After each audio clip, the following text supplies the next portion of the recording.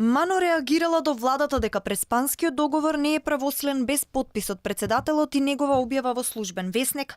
Првиот човек на академијата денеска за Алфа изјави дека академиците и правните експерти побарале да се завршат сите законски обврски.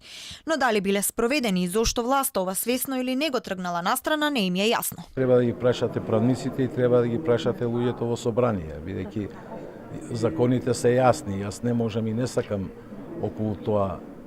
Иако ние, да речеме, во академија, тоа го споменавме кога разговаравме со луѓето од владата, дека најверојатно треба тоа да се направи. Тоа е законска обврска, но дали е направено и ако не е, зошто не е направено, не ми е јасно.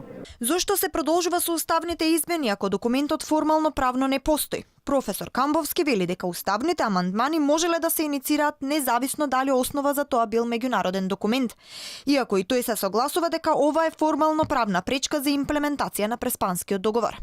Потребата за да извршиме такви уставни амандмани е еднакво идентична со потребата да се склучат такви договори со нашите соседи. Значи, отука ја би ги раздвоил тие две прашања. Тоа што формално е ставено како услов во самиот договор, ратификација на договорот и изведба до крај, закон за ратификација и слично, не мора да се толкува во една или во друга смисла од аспект на легитимноста на иницијативата за започнување со уставни. Колку е самиот договор правосилен во случајот?